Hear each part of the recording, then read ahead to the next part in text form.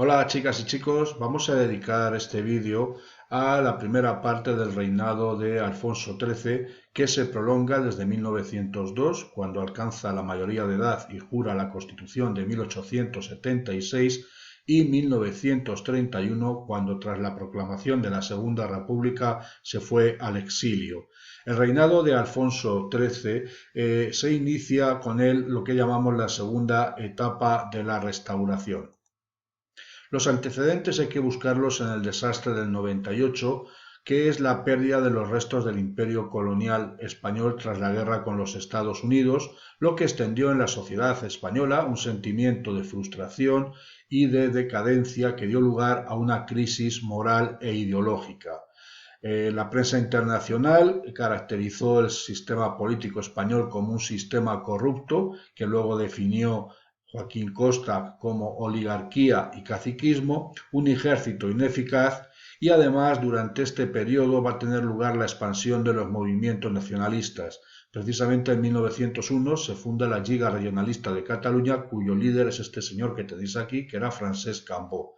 Sagasta era el jefe de gobierno cuando tuvo lugar el desastre del 98. Sabéis que se fue alternando en el gobierno con Cánovas durante la primera etapa de la restauración. Cánovas murió asesinado en 1897 y Sagasta moriría en 1903, poco después de iniciarse el reinado de Alfonso XIII. Ante esta crisis moral e ideológica se va a extender un principio que es el principio del regeneracionismo, cuyo principal exponente es Joaquín Costa, que es este señor que tenéis aquí. Joaquín Costa llevó a cabo una implacable crítica del sistema político de la Restauración, haciendo ver la necesidad de abrir el régimen a otras fuerzas políticas que no fueran los partidos dinásticos, poner fin al caciquismo y al fraude electoral, que sabéis que eran las prácticas habituales en el sistema político de la Restauración. Sus teorías se resumen en el lema escuela y despensa, es decir, alfabetización de la población y modernización de la economía. Pues bien, estos principios regeneracionistas son los que van a inspirar los primeros gobiernos del reinado de Alfonso XIII. Si os fijáis, esta primera etapa, 1902-1914, hasta la Primera Guerra Mundial, se caracteriza porque siguió vigente el turno dinástico, es decir, la alternancia en el poder entre liberales y conservadores, evidentemente con nuevos líderes. Quedaros con dos nombres: Maura en el Partido Conservador y Canalejas en el Partido Liberal. ¿Cuál era el objetivo de estos proyectos regeneracionistas? Fundamentalmente la modernización del sistema político de la Restauración mediante una política reformista. Sin embargo, el temor a las consecuencias de una verdadera democratización del sistema va a hacer que este proceso de regeneración política fracase y al final el sistema acabe entrando en crisis. Bueno, desde el Partido Conservador, los proyectos de regeneracionismo político los va a encabezar Antonio Maura. Va a encabezar dos gobiernos, el que se conoce como gobierno corto y el gobierno largo. ¿Y en cómo podíamos definir la política de Maura? En lo que se conoce como la revolución desde arriba. Es decir, configurar un Estado fuerte para impedir que las clases populares adquirieran un excesivo protagonismo. Se trataba también de incorporar el sistema a las masas neutras o a las clases medias. Para ello se llevó a cabo una nueva ley electoral que, si bien no consiguió acabar con la corrupción ni democratizar el sistema político, dificultó el fraude electoral. También se llevó a cabo la reforma de la administración local y se impulsó la política social. Por ejemplo, de esta época es la ley de descanso dominical o la creación del Instituto Nacional de Previsión, que es el antecedente de lo que ahora llamamos la seguridad social. Bueno, al final del gobierno de Maura va a tener lugar un episodio que es lo que se conoce como la Semana Trágica, que tuvo como escenario la ciudad de Barcelona. Ya sabéis que en el contexto del imperialismo a España se le asignó el establecimiento de un protectorado en el norte de Marruecos, en la zona del Rif y la Yebala, y eso va a dar lugar, para hacer efectivo el protectorado, a una guerra contra los habitantes de estos territorios.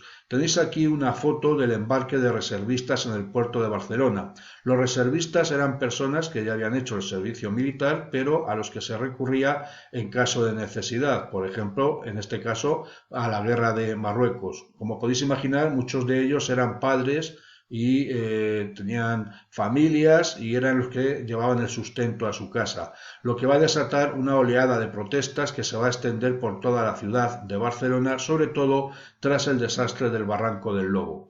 Esas protestas van a dar lugar al incendio de edificios religiosos o al levantamiento de barricadas. Al final, el gobierno Maura va a enviar el ejército para sofocar la insurrección. ¿Cuáles van a ser las consecuencias políticas de la Semana Trágica? El gobierno Maura va a llevar a cabo una implacable represión, sobre todo centrada en un personaje que era Francisco Ferrer y Guardia, que sabéis que era un anarquista fundador de la escuela moderna. Este fusilamiento va a dar lugar a una campaña a nivel internacional y también dentro del país bajo el lema Maura no. Y aquí se produce un punto fundamental, porque a los republicanos, regionalistas y socialistas en esta campaña del Maura no se unieron también los liberales, lo que rompía la solidaridad de los partidos dinásticos. Al final, Alfonso XIII acabó por aceptar la dimisión de Maura y fue el fin del gobierno de regeneración desde el punto de vista conservador. El otro personaje que os decía es José Canalejas, que va a encabezar el principal proyecto de regeneración política llevado a cabo por el Partido Liberal. ¿Cuáles son las características de la política de Canalejas? Un mayor reformismo social para atraer a los sectores populares y disminuir la influencia social e ideológica de la Iglesia, para lo que hizo una ley que conocemos popularmente como la Ley del Candado, que prohibía el establecimiento de nuevas órdenes religiosas en España. También suprimió los consumos, que eran un impuesto indirecto que gravaban los productos de primera necesidad, y la redención en metálico. ¿Qué era la redención en metálico? Pues tan sencillo como que el que tenía dinero pagaba y no iba a la guerra, con lo cual al final a la guerra solo iban los pobres. De manera que con José Canalejas se establece el servicio militar obligatorio. También llevó a cabo el proyecto de ley de mancomunidades para una descentralización administrativa. Pero como podéis ver en esta fotografía, el proyecto no pudo llegar a aprobarse durante el gobierno Canalejas, porque Canalejas fue asesinado frente a una librería de la Puerta del Sol en 1912. Con la muerte de Canalejas también se ponía fin al último intento de renovar el sistema político desde su interior, al mismo tiempo que estallaba la división dentro del Partido Liberal. Precisamente fijaros con atención en esta diapositiva, porque en ella resumimos los partidos y organizaciones obreras que realizaron su actividad durante el reinado de Alfonso XIII. Dentro de los partidos, por un lado, tenemos los que están dentro del sistema, que ya sabéis de la etapa anterior, que llamamos partidos dinásticos, y son el Partido Conservador y el Partido Liberal.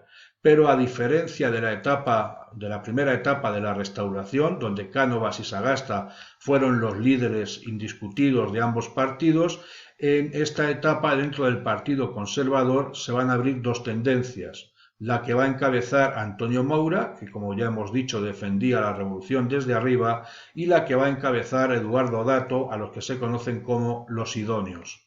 Y dentro del Partido Liberal, una vez desaparecido Canalejas, al que hemos hecho referencia hace un momento, va a haber una división y una disputa de liderazgo entre tres personalidades: García Prieto, Santiago Alba, que representaba el ala más izquierdista del partido, y el conde de Romanones. Al margen del sistema, ¿cuáles eran las fuerzas políticas? A la derecha del Partido Conservador estaban los partidos procedentes del carlismo, los jaimistas de Vázquez de Mella y los integristas de Ramón Nocedal. Luego las fuerzas nacionalistas que habían surgido a finales del siglo XIX y principios del siglo XX. Dentro de los nacionalistas catalanes había un partido conservador, que es la Lliga Regionalista, y un partido nacionalista de izquierdas, que era el Centre Nacionalista Republicà, de donde luego nacería Estat Català. Y entre los vascos, ya sabéis que Sabino Arana fundó en 1895 el Partido Nacionalista Vasco, el PNV. En cuanto a los republicanos, un primer intento de unir las diferentes familias del republicanismo fue la Unión Republicana que presidió el que había sido presidente de la Primera República, Nicolás Salmerón. En 1908 nació el Partido Radical, el Partido Republicano Radical de Alejandro Lerroux, y el Partido Reformista de Melquiades Álvarez, que se abrió a la colaboración con los partidos dinásticos. Y en cuanto al obrerismo, ya sabéis que en 1879 los sectores marxistas habían fundado el Partido Socialista Obrero Español y en 1888, coincidiendo con la Exposición Universal de Barcelona, se fundó un sindicato que es la Unión General de Trabajadores. Dentro del anarquismo, que sabéis que tenía una gran implantación en Cataluña y en el medio rural andaluz, va a surgir Solidaridad Obrera en 1907 y de ahí se fundará la Confederación Nacional del Trabajo, la CNT, que es la organización sindical de carácter anarquista. Bueno, la crisis del parlamentarismo 1914-1923 la vamos a ver en el siguiente vídeo.